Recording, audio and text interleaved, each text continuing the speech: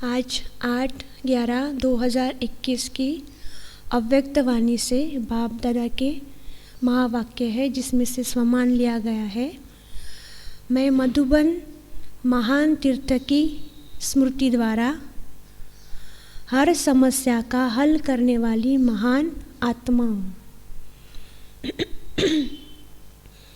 मैं मधुबन महान तीर्थ की स्मृति द्वारा हर समस्या का हल करने वाली महान आत्मा हूँ। तो भाग्य विधाता की धरनी पर आना बाबा कहते बहुत बड़ा भाग्य है। मधुबन कोई खाली स्थान नहीं है, बहुत बड़ा महान तीर्थ है। जैसे भक्ति मार्ग में कहते हैं कि तीर्थ पर जब जाते हैं तो आत्माओं के सारे पाप खत्म हो जाते हैं, लेकिन वो कब होते हैं, कैसे होते ये पता नहीं है। लेकिन इस समय हम आत्मा अनुभव करते हैं, जब मधुबन में जाते हैं तो पुण्य आत्मा बन जाते हैं। मधुबन की स्मृति ही हमें हमारे जीवन की सारी समस्याओं से पार ले जाती है।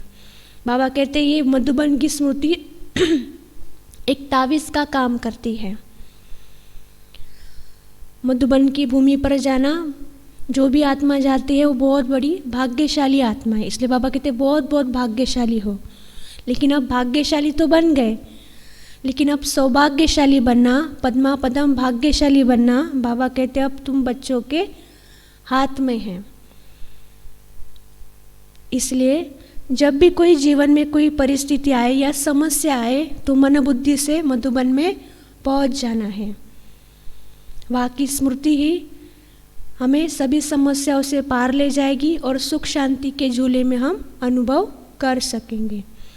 इसलिए देखो बाबा ने हमें 4 धाम की यात्रा भी बताया ना, 4 धाम की ड्रिल, जो हर समय बाबा हमें उसकी याद दिलाता है। तो अभी वही ड्रिल अब हम फिर से करेंगे। ओम शांति।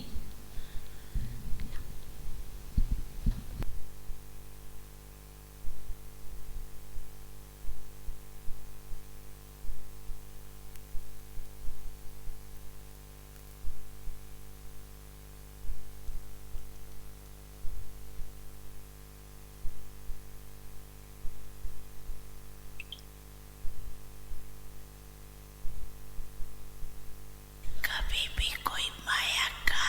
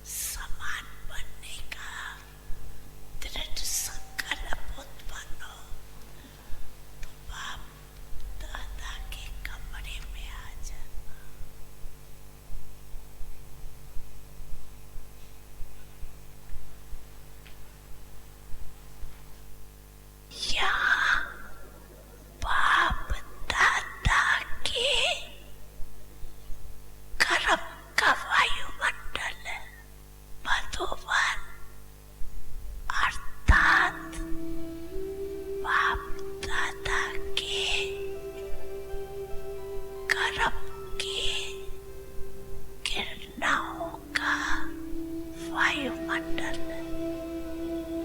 इतने बड़े बड़े महारथी जो एडवांस पार्टी में भी गए हैं, उनके भी कर्म के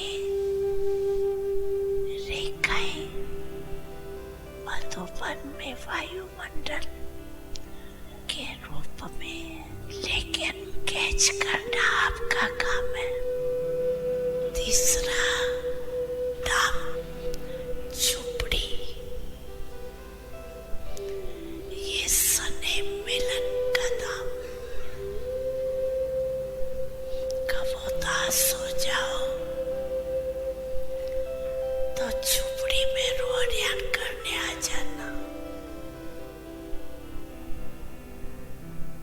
और चौथा स्त्री हाल और वेस्ट थॉट्स बहुत तेज हो, बहुत फास्ट हो तो स्त्री हाल में पहुंच जाना।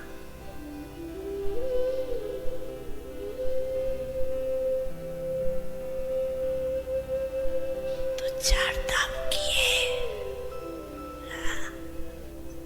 अब ये दिन गोल्डन दिन, क्षमा के दिन सदा अपने जीवन में विशेष यादगार रखना।